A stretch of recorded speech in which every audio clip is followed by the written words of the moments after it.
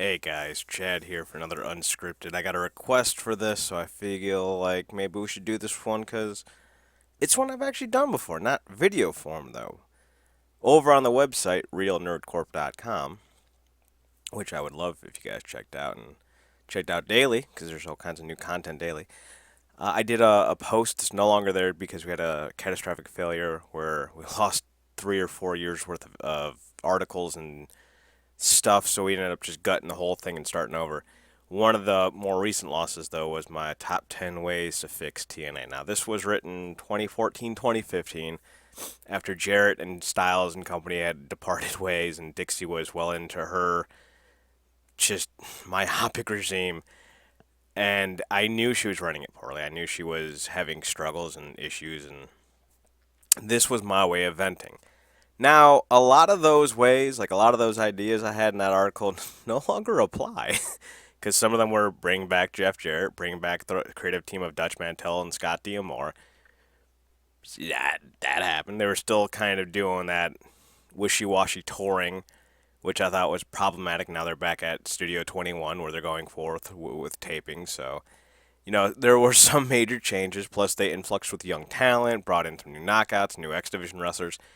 So I'm going to focus mostly this time around on the core concept that I had as to how you could really fix or help. And see, here's the thing: I don't think fix TNA right now or Impact Wrestling is the right word to go with because the things you need to do have happened. You've brought in a new owner.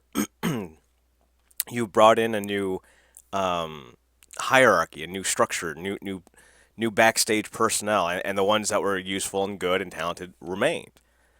So a lot of the core functions, a lot of the core ideas in that column are happening. So before we go into the nitty gritty of it all, I want to first tell you about realnerdcorp.com. Go check it out. We upload videos, podcasts, let's plays, blog news. Not blog news, it's news in blog form where I kind of surmise pro wrestling and nerdy news in 2 different blog posts a day. Kind of give you guys a nice little rundown of what you need to know. We also got Woman Crush Weeklies, which we upload every Wednesday. You can also check us out on Tumblr at nerdcorp.tumblr.com, on Twitter at nerdcorp, and please, please, please, please go listen to all of our shows because we upload new shows every Monday, Wednesday, and Thursday over on mixler.com/nerdcorp. Monday, Marcus and I talk sports. Wednesday, Zach and I talk pro wrestling. Thursday, we talk about comics, comic related news, sci fi news, nerdy news.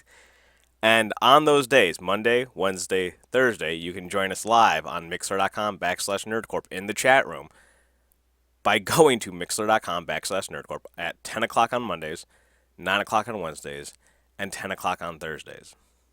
We also record Brand Banter, which you can find here on YouTube, over on mixler.com/nerdcorp on Tuesdays at 10 p.m. So if you want to get in on the Raw and SmackDown talk, that's when you can get in live. And if you have a good enough take, if you have a good enough comment, I will bring it up on air. So there you go. So with that being said, folks, let's look at this idea, this proposal I had brewing a few years ago. Now, some of these make sense, and some of these I'm gonna admit are pretty lofty. Obviously, I'm gonna start with some of the more major things that seem almost pretty likely, or at least expected. Make major offers to major names. I know that getting names in Impact Wrestling seems like a long shot. That being said, though, TNA has always chased the biggest names and have usually landed them. Who have they not landed that they've chased? Goldberg. That's it. They were never serious about Brock Lesnar back in 2006 because he was too hot in terms of his legality. He was wrestling in New Japan more into 07, 06, 07. He headlined against her, I want to say it was Shinsuke Nakamura at Wrestle Kingdom 06 or whatever it was called. It was the January 4th show that year. So I would have to say that they didn't go after him, but They brought in Hulk, and I don't think they ever went after, at least not seriously, went after The Rock or Stone Cold. But who else didn't? They went after Hulk Hogan, brought him in. They went after Randy Savage, brought him in. They brought in Harley Race, Vader, Ric Flair, Sting. I mean, these the Road Warriors. These guys are perpetually known, especially Jeff Jarrett. He's known to be able to recruit talent. It's one of his best qualities as somebody in this position. People want to work for Jeff Jarrett.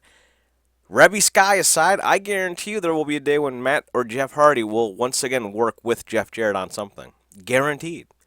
Rebby Sky is she's in a brand new place, so she can go wherever she wants to, but Jeff Jarrett will not work with her again. But Jeff Jarrett has this ability, so and the day will come when this happens, either sooner or later. But CM Punk will no longer, if isn't currently, going to be signed with the UFC. And on that day, Jeff, you should pony up what you can. Go to Ed Nordholm, go to Anthem, be like, hey, we could really make an impact, not to turn a pun, and bring in CM Punk. And I know what you're gonna say.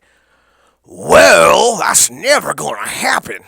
I don't know why I went Yosemite Sam or Foghorn Leghorn. I'm not sure which one I was really trying to focalize on, but it could. And the simple fact of the matter is, CM Punk has always liked Jeff Jarrett. CM Punk isn't really like Dixie Carter. Now, Jarrett and Punk did kind of have a at odds in '03 during that whole Ring of Honor child sex predator issue. Whether it was true or not at the time, one of their top executives, Feinstein, I think that's his name. I think that's how you pronounce it, was accused by perverted justice to trying to lure little kids in a chat. Not little kids.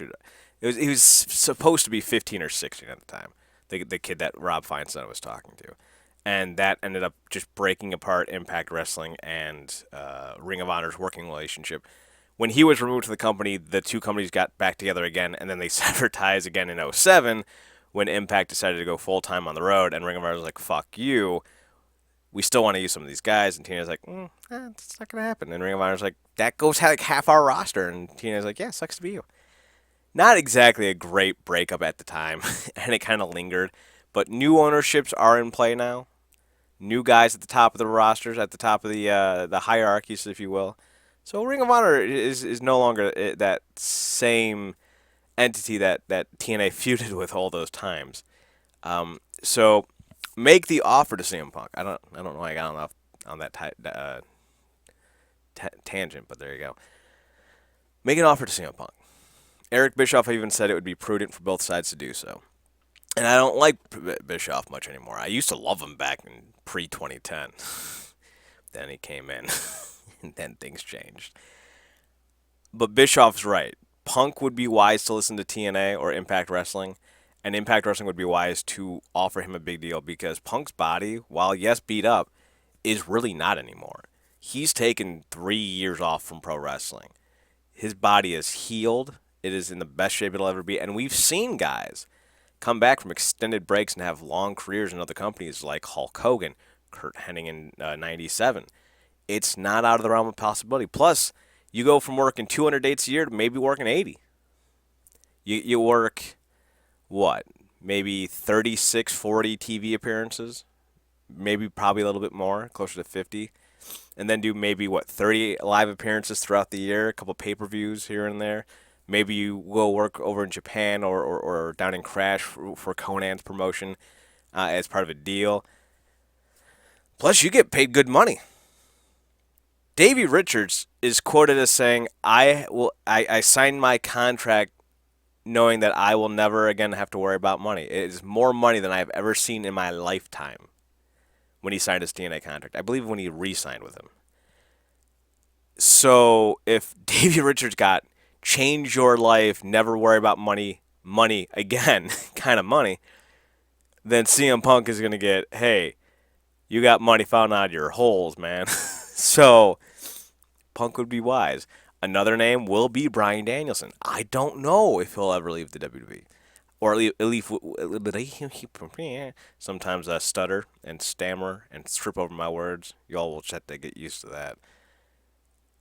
Bryan might never leave the WWE as an active wrestler. When he leaves the company, he could be 60. I don't see him being a wrestler at 60. But Punk is, Brian has said on numerous occasions, I can still go. I've been cleared. I am ready to go. So there's going to come a day because the WWE will not clear him. Not as long as people are trying to get money out of them for injuries. That's never going to not happen. So Danielson will be back on the indie scene. He will be a free agent once again for the first time since 2010. And Impact Wrestling would be wise to go after him if he's cleared.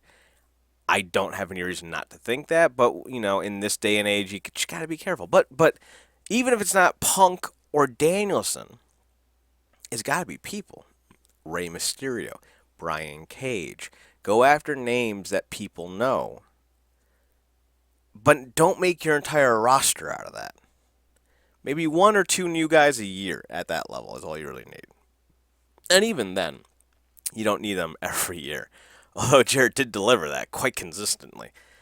So, and bring them in with the intentions on helping to put over the promotion and the young talent. Because Punk, your first year with Punk, you're going to want him in everything.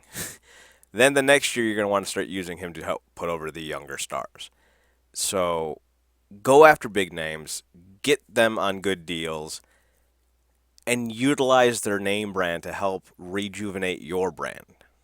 Because that's what brought a lot of people in 2004 and 2005 was the DDPs, the Kevin Nashes, the Stings. Those guys helped bring awareness to the TNA product back in those days.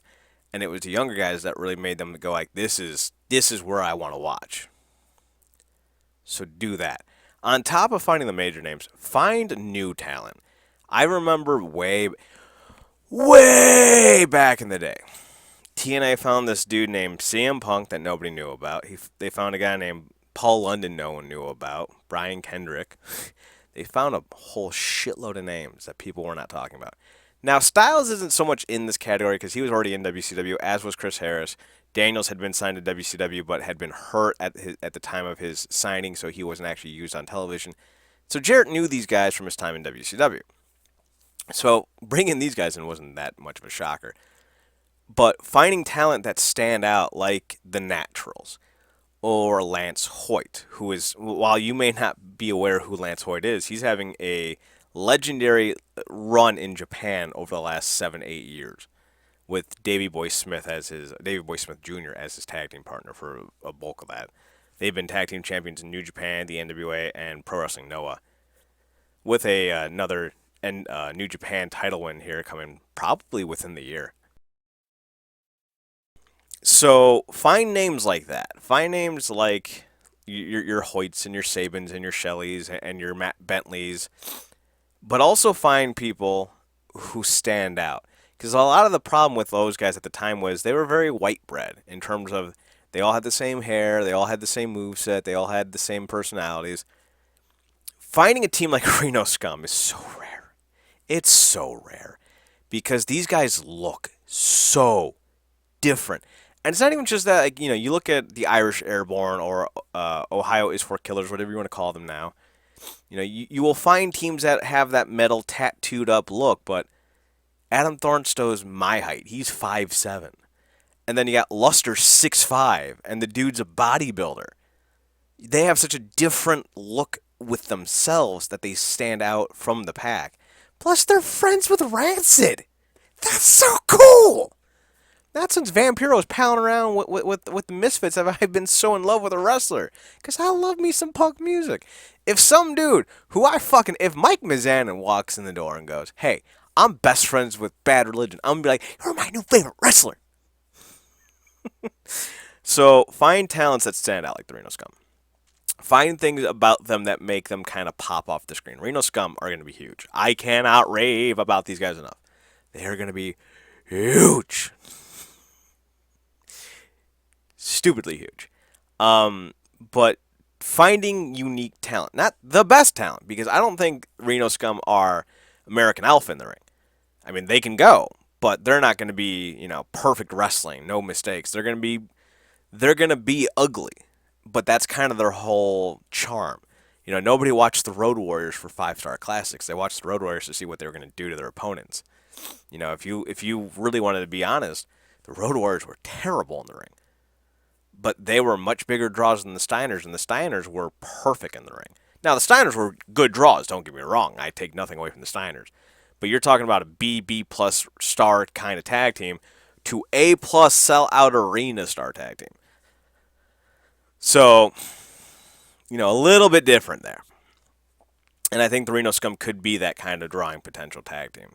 Now, they are both in their mid-30s, so you got to capitalize soon and fast, but there's hope. Another thing that I would, if I had complete control over all things TNA, over all things Impact Wrestling, I would go to Ed Nordholm and be like, listen, we need to convince Pop to put us on Saturday nights because we need to go to another network for our Prime show. And I would turn that Saturday night show into kind of like what WCW Saturday Night, WWE Sunday Night Heat used to be. It'd be 2 hours, but it would feature 85% wrestling. Kind of like the old Impact back in 2004, where they would do just a lot of wrestling, and then they would throw 3 or 4 segments together at 60 seconds piece, right back to back to back to back, and then we go into a new match. That's what I would make this show. And you could call it Impact Wrestling Saturday Night, Pop Saturday Night, all kinds of things. And there's a reason why Saturday Night, and there's a reason why I'm setting this up the way I am, but that's not going to come until later. The network that I think Impact Wrestling you could sell the most to, like in terms of if you want to sit down with all the networks, there is one out there that makes the most sense for all the right reasons, and that's the CW. And I know it's a long shot to ever get a pro wrestling show on national television again. I know it is. I'm not stupid. But if you go to the CW executives and tell them, hey, it's cheaper for you to keep renewing shows than it is to get new shows. So you lose a lot of money on new shows that don't get renewed. It's just a simple fact. And you have Monday, Tuesday, Wednesday, Thursday carved out with your DCTV, your Supernaturals, your Jane the Virgins, your Crazy Ex-Girlfriends. You got it covered. But then you get to Friday night, and it's a fucking wasteland of shows that you're about to cancel or are on their last legs or should have been canceled long ago. Like the Vampire Diaries, the Originals, Reign, Beauty and the Beast was moved to Saturday. Now, granted, that show ended a few months ago, but still, the point remains. Friday, with the exception of the Smallville and then Supernatural era, has always been for shit. So I would go to them and be like, listen, I can provide you content 52 weeks a year for that 2-hour blocks that you have original programming on Fridays. It will gain you X amount of ratings for a sixth of the cost. And it appeals to your demographic. Now, of course, some people will just scoff at the idea of pro wrestling. But CW only got rid of the WWE because of the cost. It wasn't because they weren't getting ratings. And it wasn't because they didn't want pro wrestling. It was simply because the WWE was about to get a massive fucking payday from NBC. And they're like, hey, pony up. And CW's like, nah. So if you propose this idea of sending the Impact Wrestling to Friday nights on the CW, all of a sudden, things get a lot more interesting. They go into this program now with a channel that is known for taking riskier, more off-the-wall ideas for TV shows and running with them, so why not? Now, of course, there are drawbacks to this idea, like potentially channel oversight. Maybe they'll get too involved with the product because, fun factoid, Jeff Jarrett held the NWA World title for about a year plus because Fox Sports did not trust anyone else on the roster to hold the belt. Part of the issue. So, with that in mind, it makes sense to figure out before you get into any deals with the CW. Now, Friday makes the most sense because it's the night that has the most turnover, has the least consistency. You put a 2-hour program there every Friday that's guaranteed to hit a certain mark each and every week. I don't know how you can't sell that. Now, it would be a lot easier to sell them that number if they were still getting Spike TV numbers, because that's about what most of their shows are getting, if not worse. But with Pop, because they're on such a restricted network with very few outlets to their possession, I think they're only in 60% of the houses that CW is in. That's a huge clump. So you could probably say 700,000 to 800,000 people would tune in as of right now with terrestrial television. Maybe more if you advertise it right. So there is a problem with trying to sell TNA to CW, but I don't think it's that hard to get past personally. Now, the reason why I would do all this, why I would have the shows on Friday and Saturday, why I would move Saturday's show to Pop, why I would do all this is because the main thing that you would want to do if you're trying to cement your flag in the world of pro wrestling once again is to embrace Universal Studios. I know, everyone, no, you need to tour. Well, we're getting there. One of the things I think bit TNA in the ass was the simple fact that they had a good thing going with Universal and the fan base there, and constantly and maliciously at times told them to go fuck themselves repeatedly. I remember watching the Universal Studios in Orlando, Florida Impact Wrestling episode where they announced the location of Victory Road 2004, their first ever 3-hour pay-per-view. They announced it for Orlando, Florida. And those sons of bitches went fucking crazy in the crowd. They were going apeshit. They were like, yeah! Like Kurt Angle just walked in. That wouldn't be for another year or two. A year and a half, 2 years. About 2 years. A year and 10 months. Let's not split hairs.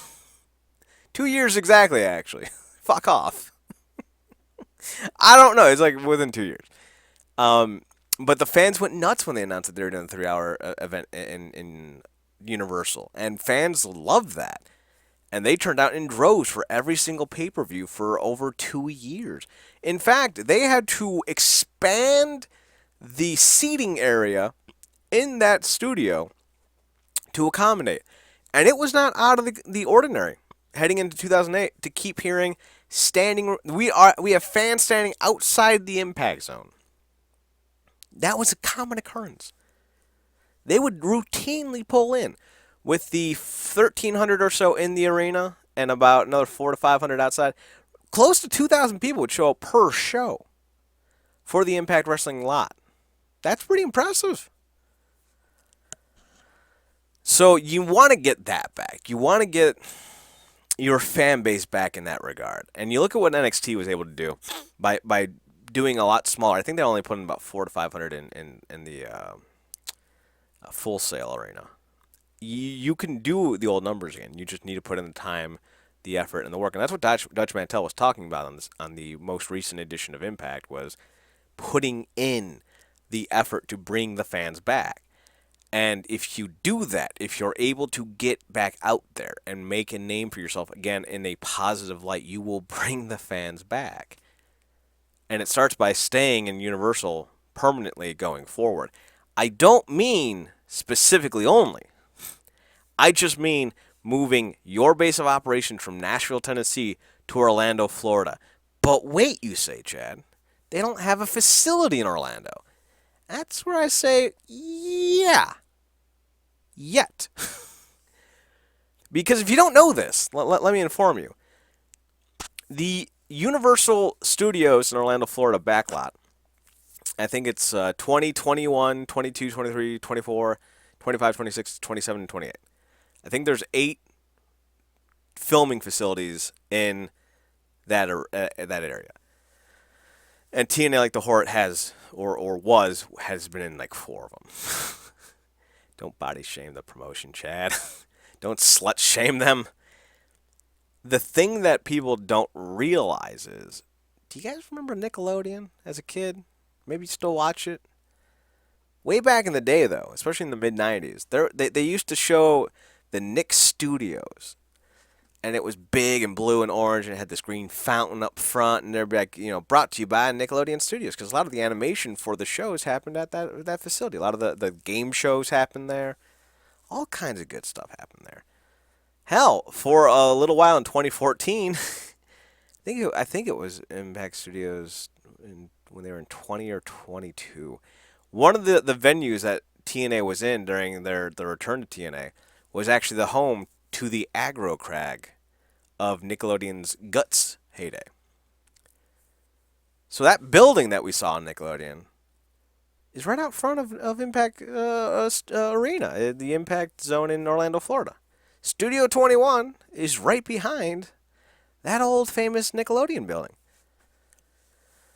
No one's using it. Like, absolutely no one. And it's a big building.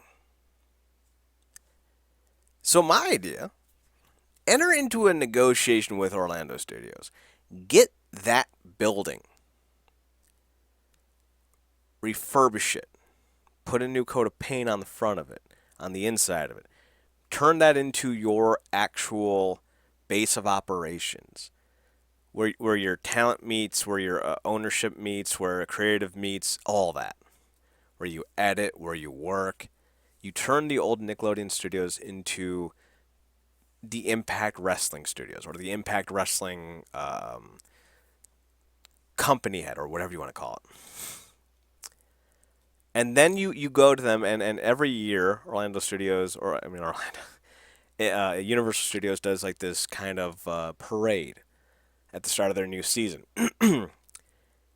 Basically, what you're doing with this Impact on Universal Studios is you're not just renting anymore. You are actively becoming an attraction to the park. If you become an attraction to the park park picks up most of the expenses. Now you have to make some caveats, but this is where I think things can really work out for you. What you would do while you're there, you would set up the Al Snow Wrestling Academy North American branch. To the best of my knowledge, there is a studio lot, whatever you want to call it. I think it's number 19 or so. It's attached to the building, and it's adjacent from the Blue Man Group one that no one's using. I would turn that into a actual pro wrestling school. And I would put young or whoever, I would put new recruits and new students for Al Snow's North American brand into that little facility, build a ring, teach them all the fundamentals, and do it like the old school WCW power plant. And if I say sign a Tessa Blanchard or a Rachel Ellering, and I think they need a little bit more craft, a little bit more experience. Maybe we add Gail, Kim, and Al Snow as finishing teachers there. Get them some more experience, get them more polish, work on some new gimmicks. It's not going to cost that much more to rent out a facility, especially if you're part of the attractions now. And then what we're going to do is we're going to take the first floor of this studio and we're going to turn it into a physical TNA Hall of Fame. So you're going to have the TNA Impact Wrestling or Impact Wrestling offices and editing bays and whatnot on the second floor, which is where all the offices are. And on the first floor, you're going to reformat that entire opening, that opening first floor, into an Impact Wrestling Hall of Fame. So not only do you get to come by and visit the studios, maybe go see the Impact Zone when it's not in use and take tours and maybe meet the wrestlers of tomorrow and go through this Hall of Fame, but then on the weekdays, Monday, Tuesday, Wednesday, Thursday, you're going to have the opportunity to do autograph signings, especially in the summer. James Storm, Brooke Tessmacher, Reno Scum, Lashley, the Wolves. Like, you could do one or two every few days. And it'd be part of the attraction. Come take a tour and get an autograph. It's a good way of building some momentum. A good way of building a fan base. Little 6-year-old Jimmy and little 7-year-old Caitlin come in. They get little autographs from their favorite wrestlers or people that they just met. And they're like, I love this. I'm going to go watch them now. It's a good way of going about things. Now, here's where it gets interesting. One of the things that you need to do, at least in my opinion, in order to really show Universal that you want to be partners with them, is provide regular entertainment. that means doing a lot of double headers. There's about 60 plus wrestlers on the Impact Wrestling roster now, whether they be on full-time contracts or not. It would not be hard to do that. You know, it only takes about 20 wrestlers to put on a touring performance, give or take. So what you would do is, on Thursdays, you would have a joint show. One in the afternoon, one in the evening, one set of wrestlers for one set of wrestlers for the other. Then on Fridays and Saturdays when you film your TV shows, because of course you would film them live, because that's the best way of bringing new eyes to your product without spoilers ruining things. But in order to get there, you need to get your fan base back, which is why they're not jumping into the live product, which I completely understand. But when you get to live, when you get your fan base back to a point, what you would do is, after the Thursday doubleheader, one half of the grouping would go out on the road, and then the other half would stay on and do the shows. So on Fridays, you got an 8 to 10 Impact or whatever you want to call it on CW. Before that starts, you would have some of the young stars, some of the guys who didn't make the TV, and they would put on a performance, say, around 4 o'clock, 4 to 6. And anyone who stayed or watched the show could then come back later on and watch the next show. Then on Saturdays, you do it again. Now, in theory, this idea works best. And then Sunday, you just matinee show and then you call it a day. But this theory works the best because in an ideal world, the group that goes on tour after the Thursday show would then do the Friday show live on location from wherever, while the second touring group stays behind in Orlando, does the Friday afternoon show, then goes on to Saturday, does their live show on Saturday. You're not doing two different brands, mind you, but it'd be like Friday's your A show, while Saturday's your here's some cool talent that aren't in storylines that we want you to check out show. Maybe you recaps, maybe you do spin cycles, you do other things on the Saturday show. And you differentiate the shows, but you make them both must-see. You do that, and you'll be able to then take that Friday touring show where you go out after the Thursday show, you go on the road Friday for your TV show for CW. Then Saturday and Sunday, you do shows on the road for house shows, while doing house shows, in essence, on Friday, Saturday, and Sunday at Universal. So now you got two live event loops going at the same time. Now that does take money, and it does take dedicated fan bases, and it does take a lot more confidence from Anthem into your product to put forth the money necessary to do live, because live is about 3 times more expensive compared to doing how they're the 4 tapings in a month. Well, 4 tapings in a weekend, I should say. So it's significantly more expensive. But it also comes with much greater payback. You know, you're no longer beholden to spoilers. The essence of must-see TV or live TV is always a lot stronger for fans to tune in. Surprises motivate a lot of the reasons why people expect to tune in. What's going to happen? I don't know. Plus, you honor your Universal fans by always having shows there. Plus, doing a live TV taping there Saturday nights while going on tour. You add more wrestlers to the roster. While, yes, that does inflate some of the budget, but it also gives more guys an opportunity to get seen. It opens up an environment for people to be willing to work towards. No longer do you have to be beholden to the WWE's 200 days a year. In essence, you would have about 70 guys or so on this roster, and you would work loops, like in New Japan. New Japan doesn't run shows every weekend. They run them for about 3 weeks, then they're off for a few weeks. Then they're back on. Then they're off. And they rotate these guys so they don't get so beat up, which is why you see a lot more Japanese workers in their late 40s and early 50s wrestling as well as they ever have, because they're not doing the same kind of gutting tours that just destroy bodies. So if you adapt a similar model, only keeping it consistent all year round, just rotating guys in and out of the loop, you'll be able to generate 52 weeks of touring with only having to do a third of the work. It's what they wanted to do in '06 and in '07 and in '08, but due to limitations, budgets, and whatnot, that didn't happen. Can they get there? Because to get to this point, you're going to need to bring back at least twice the audience you have now. You're going to need to be around 600 viewers per show, 600,000 viewers a show.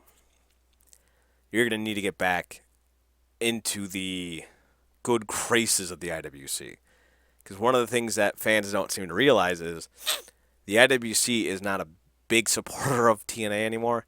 And back in 2004, 2005, and 2006, that was their holy grail. That was their love child.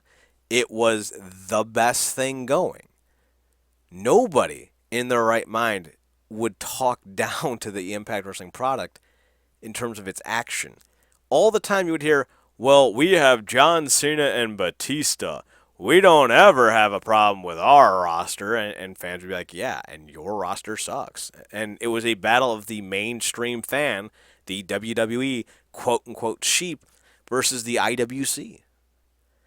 The WWE, in all of their failures in life, and God save me, there's a lot of them, the one thing they did better than anyone was they got the IWC on their side.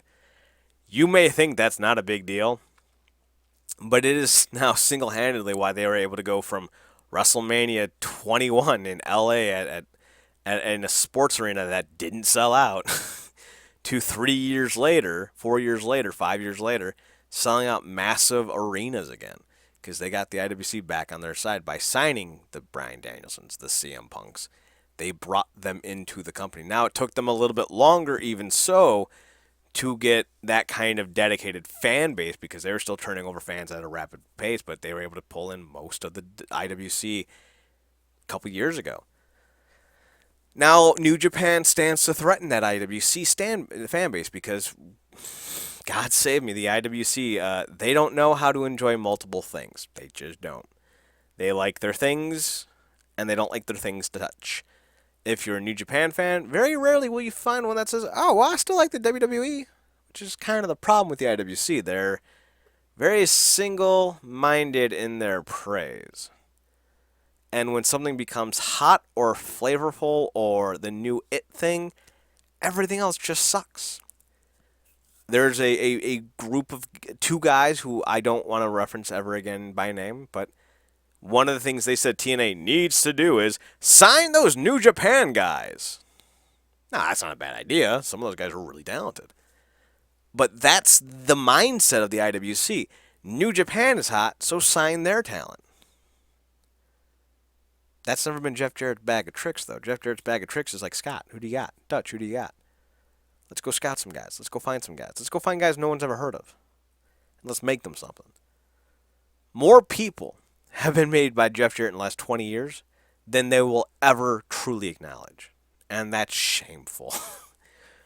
It's truly upsetting when you think about that. But those are the bullet points. Make major offers to major names. Find new talent that pop. Move your show on Pop, ironically enough, from Thursdays to Saturdays. Get on a second network that could air you on Fridays. Get your fan base back to warrant live shows. Then you start dual touring. Get a deal done with Universal Studios. Move your facility from Nashville, why Nashville, down to Orlando, which seems to be now the hotbed for pro wrestling anyway. Work with them to establish your brand in the network, not in the network, in the parks as one of the universal the fan base as one with the universal family, if you will. Open up a North American training center like we have in England. Open it up directly next to wherever your building of choice would be in the Universal Studios, which I would hope would be in the old Nickelodeon lot. Build up your own brand, run 2 sets of tours, get your fans back. Now, some of the things I didn't mention, like licensing and YouTube video, that kind of stuff just seems to be obvious, right? And one of the other things that I was going to mention, I don't really need to mention, they just need to do it better, is a streaming service. Before there was the WWE Network, there was TNA On Demand. I was subscribed to TNA On Demand. I watched that shit religiously. Like, I would come home from work or wake up before I went to work. Watch an episode of NWA TNA pay-per-views from way back in the day. Maybe watch that week's new spin cycle. Watch some old pay-per-views.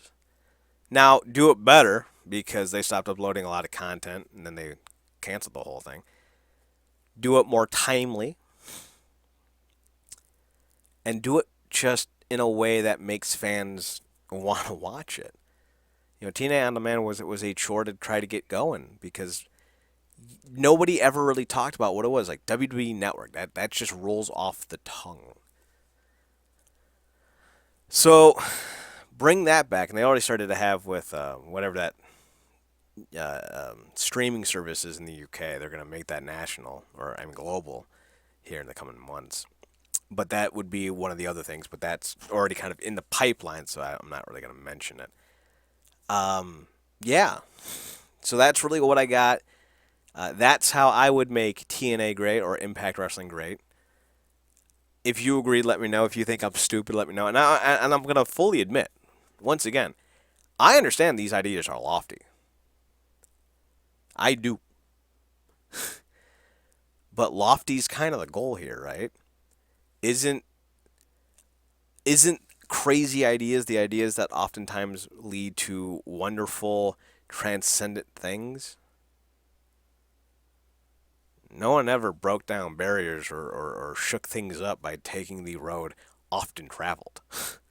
Who knows? Maybe Universal would love to have a pro wrestling attraction.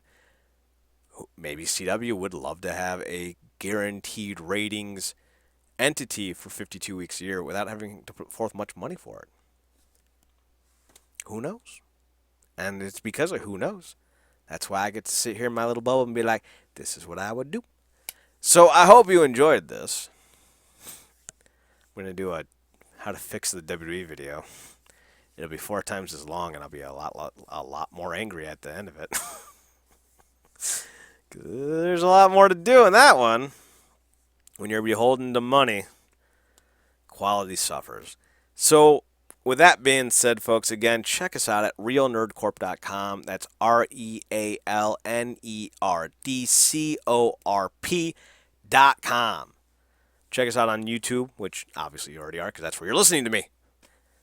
Like, subscribe, comment below if you like it. Comment below if you have any suggestions, any ideas that I think could add to this.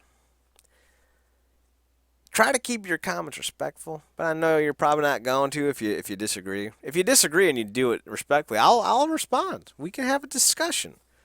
Otherwise, I'm just going to ignore you. Maybe you just delete the comment. You can find us on Twitter at NerdCorp. You can like us and subscribe to us on Facebook by searching NerdCorp or by going to realnerdcorp.com and clicking the link that says NerdCorp on Facebook. But if you want to listen to more of our weekly stuff, like I said, on Mondays we talk about current and newsy type things on SportsCore. Mondays at 10 p.m. on Mixler.com/NerdCorp if you want to listen to live. Wednesdays we talk about wrestling, like honest to God wrestling news, show reviews, our thoughts. It also gets a little weird at times, not going to lie. Zach and I go off on weird tangents. But I think it's part of the charm of the show. So check that out. Those go live at 9 p.m. Eastern Standard. So if you want to listen live, 9 p.m. EST on Mixler.com/NerdCorp.